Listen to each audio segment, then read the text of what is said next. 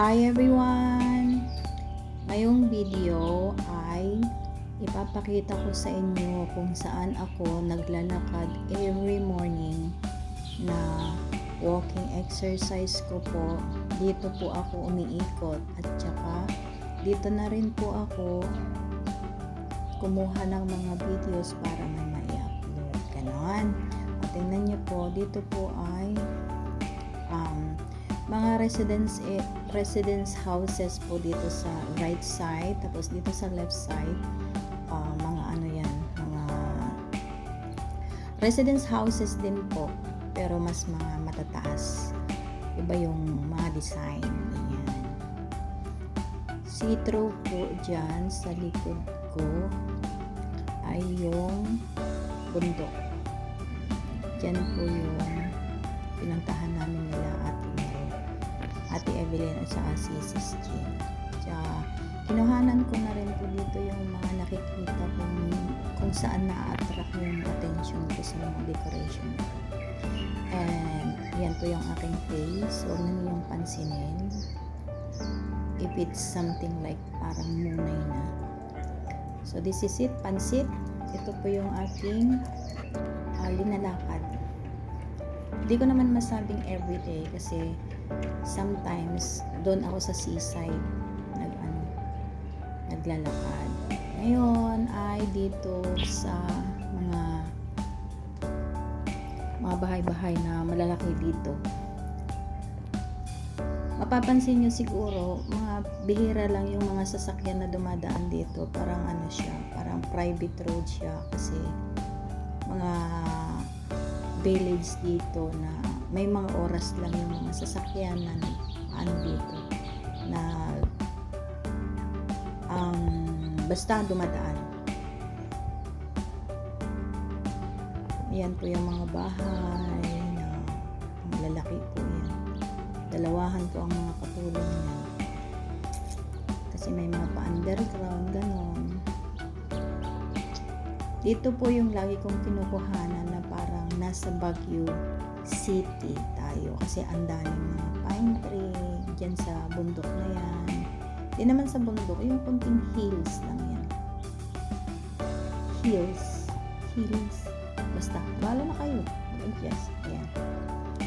Hindi na ako yung mag-a-adjust sa English ko sa inyo. Bahala na kayo ang magpindi. Char.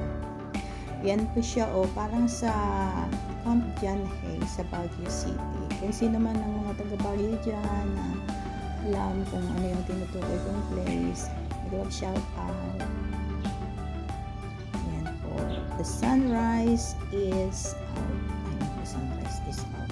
Yung araw ay nakataas na. Yan po yung mga view. Yung rays niya. Ang ganda. Doon ako na-attract talaga pag kinukuhanan ko yung sun. Ayan. Dito naman, na-attract naman ako dito sa lemon. Lime pala, hindi lemon. Sorry po. Tao lang, nagkakamali. Ito po, ang ganda.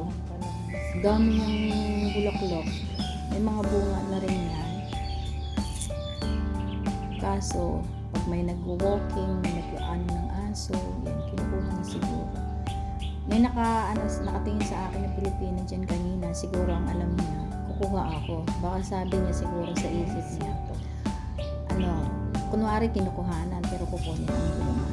Pero hindi ako ganun. Yan, kinuhanan ko lang siya talaga. Mababa lang siya kasi. Tanim ng may-ari dyan sa bahay siguro.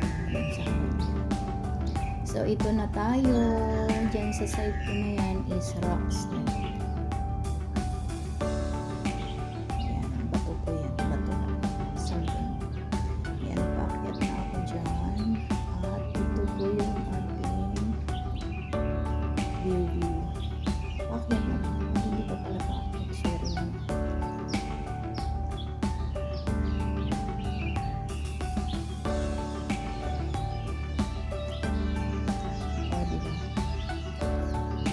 Bali, ang ano dyan, ang timer ko lang talaga dyan pag diretso yung lakad ko na walang video, ganyan. Mga ano lang siya, mga 30 minutes walk ko lang siya.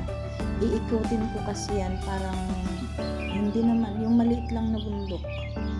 Yan, kasi from the, ano, sa top niyan, sa tuktok niyan, o yan, ano yan eh, tawag doon, may mga bahay dyan. Dyan yung tinatawag na namin dito, tinatawag nila dito sa island na kung saan kami is those people who are staying there was the richest people who's living here in Discovery Bay. O parang gano'n. Yun ang mga naririnig according to the history of this island dyan. Yan po ang ating view. Ito na pala yung paakyat. Sorry naman. Ito na pala yung paakyat. Taran. Basta if you love nature, kahit yung mga kunting attraction yung na-attract talaga ito. Diba? Okay guys, so enjoy watching till the end. Yan, dyan po kami nakatira. Dyan sa mga building na nasa pinakababa. Pero dyan sa hindi makikita dito. Enjoy watching. Thank you very much everyone. Thank you all. Have a good day. Have a good night. Have a pleasant day. Lahat-lahat na lang.